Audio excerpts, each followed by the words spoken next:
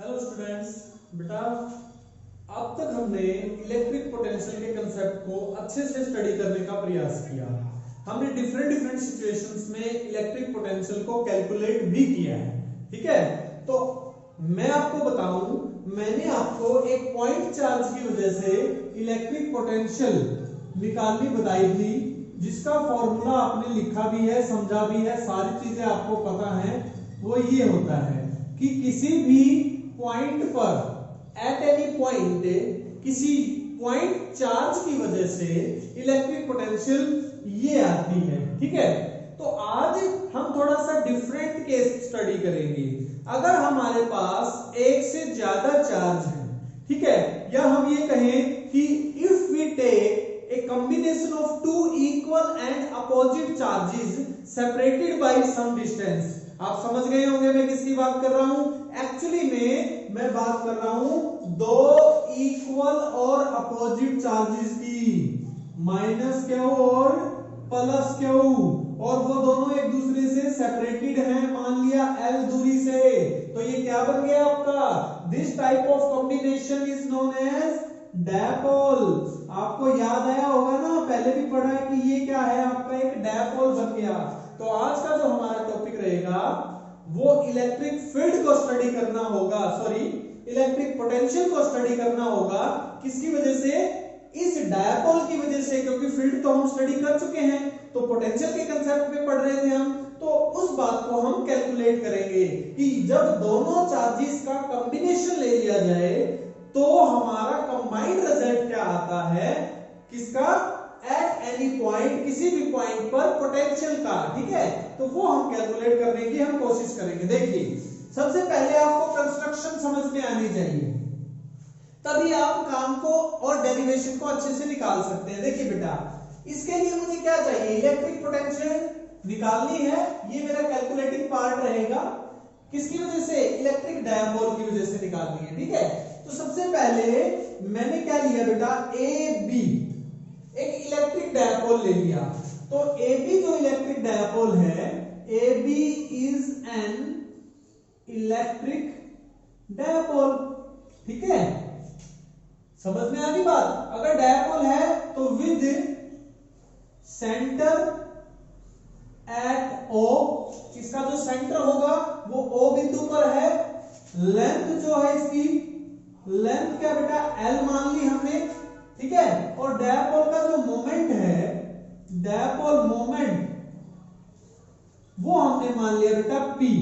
ठीक है, और पी की डायरेक्शन आपको पता है, नेगेटिव से पॉजिटिव चार्ज की तरफ होती है। तो सबसे पहले हमें डायपोल के बारे में जो जो जानकारी है वो लिख ली हमने। ठीक है, तो ये समझ में आ गया। अब हम करना क्या चाहते हैं, we want to calculate the electric field, sorry electric potential at point P.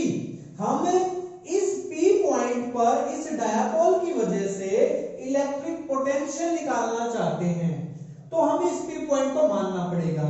तो late P be any point at a distance r।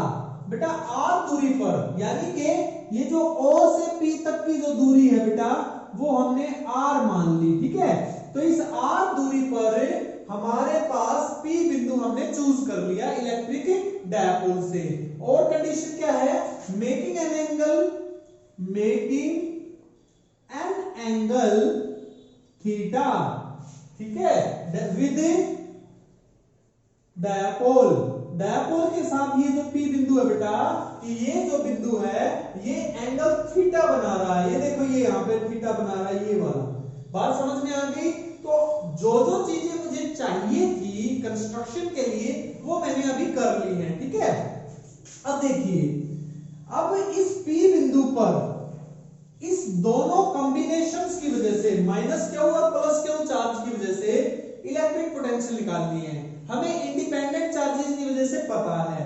तो एज वी नो, जैसा कि आपको पता बेटा, as we know electric potential at any point due to a point charge, अगर हम किसी पॉइंट चार्ज की बात करें तो उस पॉइंट चार्ज की वजह से, ठीक है, किसी बिंदु पर पोटेंशियल का फार्मूला क्या होता है, वो ये होता है, ये इलेक्ट्रिक पोटेंशियल का फार्मूला है। इतनी बात समझ में आई? तो इसलिए आप मुझे P बिंदु पर जो ये नेगेटिव चार्ज है माइनस क्यू चार्ज की वजह से, तो V1 मान लेते हैं इसको, V1 मान लो, V माइनस मान लो, आपकी मर्जी है क्योंकि माइनस चार्ज है। तो V1 क्या ले लिया हमने, इलेक्ट्रिक पोटेंशियल एट P, ठीक है, due to minus q charge at a बिंदु पर माइनस क्यू जो चार्ज रखा हुआ है, इस चार्ज की वजह से P बिंदु पर हमने जो पोटेंशियल की वैल्यू मान ली वो V1 मान ली। तो V1 क्या बनेगी, ये कंसेप्ट लगाओ, तो V1 का मान क्या आएगा बेटा, माइनस क्यू, माइनस वाला चार्ज है, 4 पाई एप्सिलॉन नॉट और R। अब R क्या बेटा, A से P तक की दूरी, यानी कि AP लेंगे हम, क्या लेंगे हम, AP का मान क्या ले रखा है मैंने, वही लिख दो, 4 pi epsilon not R1। Equation number 1 समझ में आ गई आपको, बिल्कुल आसान थी, कंसेप्ट जो पढ़ रखा है वही लगाया हमने, ठीक है।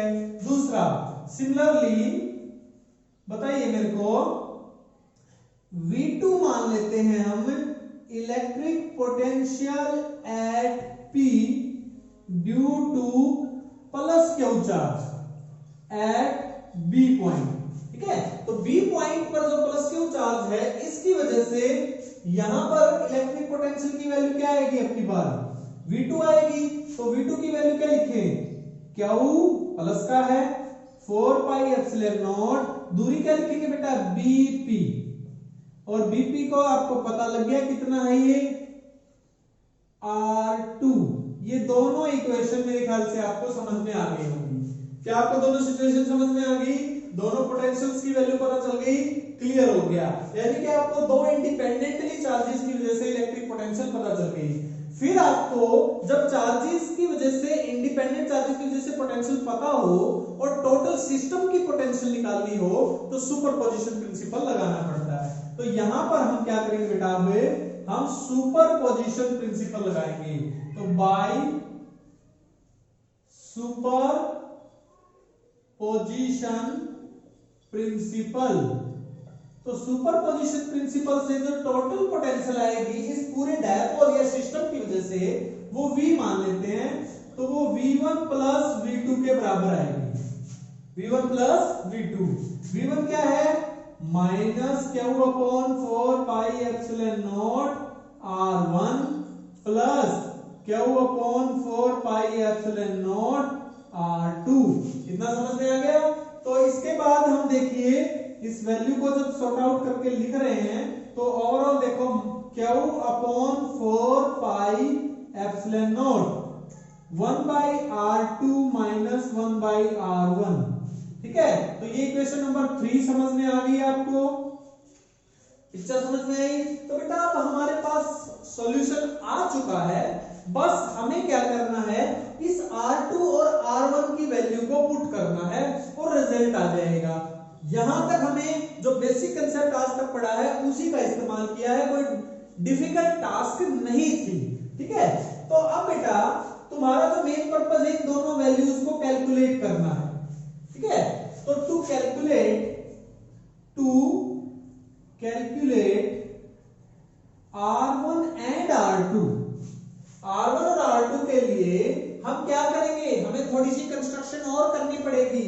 हमने क्या किया, AC परपेंडिकुलर ऑन OP के ऊपर, ठीक है, परपेंडिकुलर ड्रा किया AC, OP को बैकवर्ड बढ़ा के, AC perpendicular on OP meets OP at C, कि OP को AC जो परपेंडिकुलर डाला है OP पर, वो C बिंदु पर मिलेगा, ठीक है। इसी प्रकार से BD परपेंडिकुलर OP को D बिंदु पर मिलेगा। तो ये दोनों कंस्ट्रक्शन आपको समझ में आ गई। ए सी परपेंडिकुलर डाला है ओपी पर जो इसको सी बिंदु पर काट रहा है, बीडी परपेंडिकुलर डाला है जो इसको डी बिंदु पर काट रहा है। इतना समझ में आ गया? यहां तक पिक्चर समझ में आ रही है? ठीक है। अब देखिए बेटा, अब इस पिक्चर में ट्रायंगल बन रही है हमारे पास। ट्रायंगल लेते हैं हम, ट्रायंगल कौन सी? ACO या AOC। पहली ट्रायंगल लेते हैं AOC। AOC ये 90 डिग्री है, यहां पर थीटा कोण है, तो OC की वैल्यू क्या आएगी? OC का मान बताएगा मुझे बेटा। OC कितना आएगा? देखिए बेस, ये परपेंडिकुलर, ये हाइपोटेन्यूज, ठीक है। तो हमारे पास रिजल्ट कितना आ गया?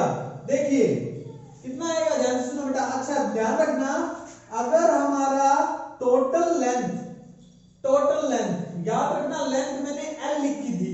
अगर L लेंथ लिखते हो, फिर से सुन लो, अगर हम A से B तक की लेंथ को L लेते हैं तो A से O तक की जो लेंथ है वो L/2 लेनी है, समझ गए? और अगर इसको 2L ले लेते हैं सिंप्लीफिकेशन के लिए, तो फिर यहाँ पे L से काम चल जाएगा। इतना मॉडिफिकेशन आपको समझ में हमेशा आना चाहिए। वहां पर हम 2A लेते थे, यहाँ पे 2L ले लिया, तो कर सकते हैं आप, ऐसी कोई बात नहीं थी। तो बेटा उस मॉडिफिकेशन को कर लेना। हम सिंप्लीफिकेशन के लिए टोटल लेंथ को 2L मान लेते हैं, तो OA क्या हो गया? L। अगर OAL हो गया है तो OC का मतलब बेटा base upon AO hypotenuse is equal to क्या हो जाता है? cos theta. क्या हो जाता है? cos theta. तो बेस का मान कितना आ गया? OC का मान कितना आ गया बेटा? L cos theta. क्या तुम्हें ये लाइन समझ में आई? समझ में आ गई, ठीक है।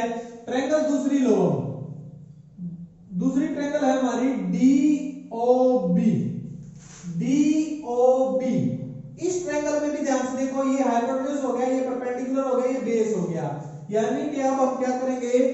OD अपॉन OB, O से D तक बटे O से B तक, ये भी किसके बराबर हो जाएगा? cos थीटा के बराबर। तो OD का मान क्या देगा? L cos theta. तो ये दोनों के दोनों वैल्यू आपको समझ में आई? मेरा कहने का पर्पस था, मैंने जो ये वैल्यू यहां पर एक्सटेंडेड वैल्यू और ये रिड्यूस वैल्यू जो है, इस वैल्यू को कैलकुलेट करना है, तो मुझे इस राइट एंगल ट्रायंगल का इस्तेमाल करना पड़ा दोनों में, और मुझे अब वैल्यू पता चल चुकी है कि मेरी ये वैल्यू कितनी है। इतना समझ में आ रहा है? ठीक है। अब ध्यान से देखो बेटा, अब आपको याद रहेगी वैल्यू, क्योंकि मैं रब कर रहा हूं इसको। अब देखो बेटा ध्यान से, हमें कौन सी जो फर्स्ट सिचुएशन है उसमें निकालना है। क्या निकालना बेटा? हमें निकालना है OAP। AP जो है A से P तक की दूरी नियरली इक्वल है, किसके इक्वल है बेटा? P से C तक की दूरी, क्योंकि परपेंडिकुलर ड्रा कर रहे हैं, ये स्मॉल साइज होता है, शॉर्ट इलेक्ट्रिक डायपोल है, तो ये लेंथ ज्यादा बड़ी नहीं होगी। तो A से P तक की दूरी को हम नियरली किसके बराबर मान लेते हैं? C से P तक की दूरी के बराबर। और ये दोनों वैल्यू किसके बराबर हैं? R1 के बराबर। ये वाली टोटल देखो बेटा, यहां से यहां तक नहीं, यहां से यहां तक की टोटल लेंथ मान ली हमने, क्योंकि इससे आपको पता है कि OP से AP बड़ा है ना, तो कितना बड़ा हो सकता है? वो CP तक हो सकता है, ठीक है। R1 की वैल्यू बताओ अब क्या आएगी? ये जो CP है, CP को कैसे लिख सकता हूं? CO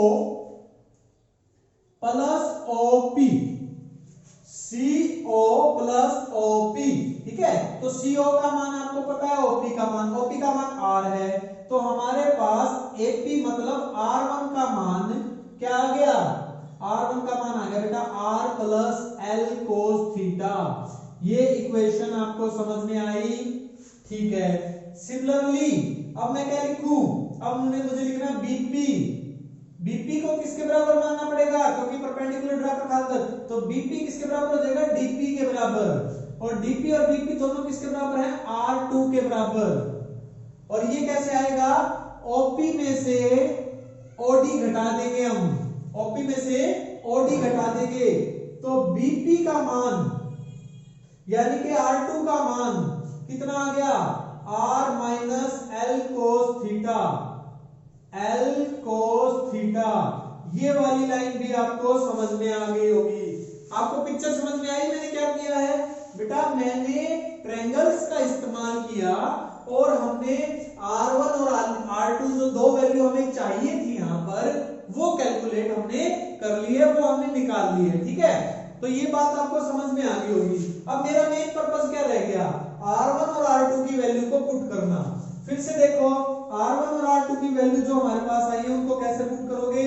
इक्वेशन नंबर 3 में v इज इक्वल टू क्या आएगा, Q upon 4 pi epsilon not 1 upon R2 का मान क्या आएगा, देखो R2 का मान R minus L cos theta minus R1 का मान कितना आया था, R plus L cos theta.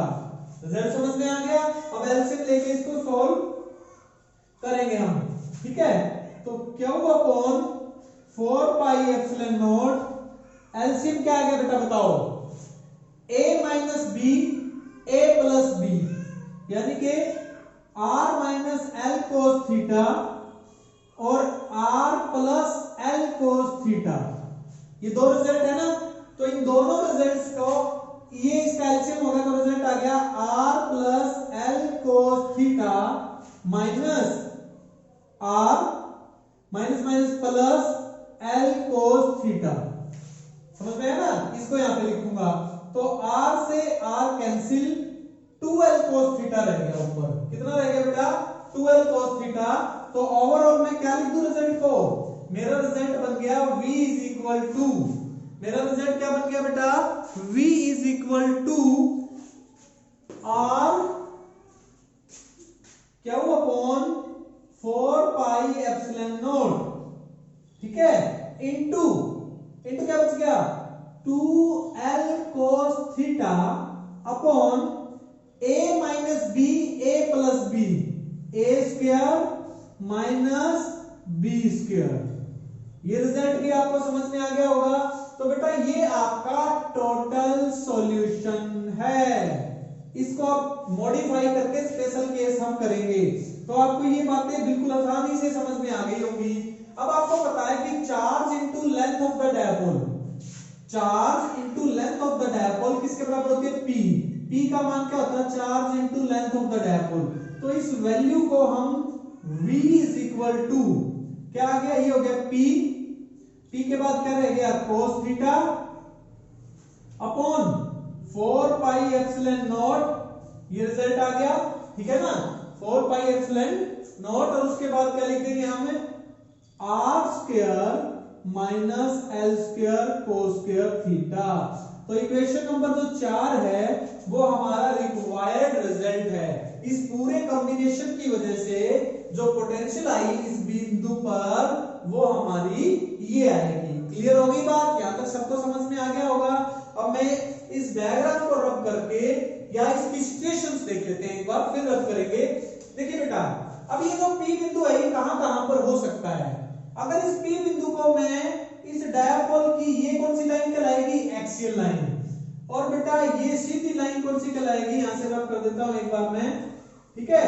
तो ये जो लाइन है, ये वाली लाइन, ये कौन सी लाइन होगी बेटा, this is your equatorial line, और ये कौन सी लाइन हो जाएगी, एक्सियल लाइन डायपोल की। अगर P बिंदु को मैं यहां पर ले आता हूं, यानी कि if P lies on the axial line, यदि P एक्सियल लाइन पर आ जाता है तो थीटा जो है बेटा वो थीटा कितना हो जाएगा, थीटा हमारा कितना हो जाएगा, फिर से बताओ, थीटा का मान 0 हो जाएगा, कितना हो जाएगा 0 डिग्री, और cos 0 डिग्री कितना होता है बेटा 1 होता है, cos 0 डिग्री कितना होता है 1 होता है। तो cos 0 1, cos 0 1, तो रिजल्ट बन गया हमारा v is equal to p upon 4 pi epsilon naught r square minus l square. इतना रिजल्ट समझ में आया, ठीक है, इतना समझ में आ रहा है ना आपको। उसके बाद आपको सबको पता है कि AB, ये जो AB है, ठीक है, या ये कह लो कि जो लेंथ L है, AB का मान कितना था 2L, ये जो 2L है या जो L है वो वेरी वेरी लेस देन है किससे, R से। R बिंदु तो बहुत, यहां से इस P पॉइंट की दूरी बहुत ज्यादा है डायपोल के कंपैरिजन में, तो L अगर R से बहुत छोटा है तो हम L स्क्वायर को नेग्लेक्ट कर देंगे। क्या कर देंगे बेटा, छोड़ देंगे। तो छोड़ देंगे तो रिजल्ट क्या बन जाएगा, रिजल्ट बन जाएगा ये। तो हमारे पास electric potential due to a dipole at any point R, ठीक है, R दूरी पर, तो हमारे पास क्या रिजल्ट आता है, ये रिजल्ट आता है। और कंडीशन क्या बेटा, ये रिजल्ट तब आएगा जब हमारा P पॉइंट एक्शन लाइन पर हो। क्लियर हो गई बात, पिक्चर समझ में आ गई, ठीक है। और अब अगर हम सिचुएशन को और मॉडिफाई करें, if P lies on the equatorial line, यदि P इक्वेटोरियल लाइन पर है तो बेटा ये 90 हो जाएगा, समझ में आई बात। तो थीटा कितना हो जाएगा 90 डिग्री, और कोस थीटा कितना हो जाएगा 0। कोस थीटा 0 हो जाएगा तो पोटेंशियल का मान क्या था, ये रिजल्ट था बेटा P cos theta. Total result क्या था, ये था ना। तो P cos theta 4 pi epsilon naught R square minus L square cos square theta, ये रिजल्ट था बेटा, टोटल जो रिजल्ट था। तो यहाँ पे 90 का मान रखोगे तो 0, तो पोटेंशियल इक्वेटोरियल लाइन पर क्या हो जाएगी 0। मतलब आप डायपोल की परपेंडिकुलर लाइन पर कहीं पर भी मूव करोगे तो वहां पर इलेक्ट्रिक पोटेंशियल की वैल्यू 0 ही रहेगी। सिर्फ जो पोटेंशियल की वैल्यू है वो केवल और केवल किस पर होती है, एक्सियल लाइन पर होती है, और वो भी inversely proportional to R square, inversely proportional to R square. तो दोनों सिचुएशंस को मैंने आपको स्टडी करके बताया। तो आज का हमारा टॉपिक था electric potential due to an electric dipole. ये टॉपिक आपको अच्छे से करना है, एग्जाम पॉइंट ऑफ व्यू से भी और कंपटीशन पॉइंट ऑफ व्यू से भी ये इंपॉर्टेंट टॉपिक है। ठीक है बेटा, ओके।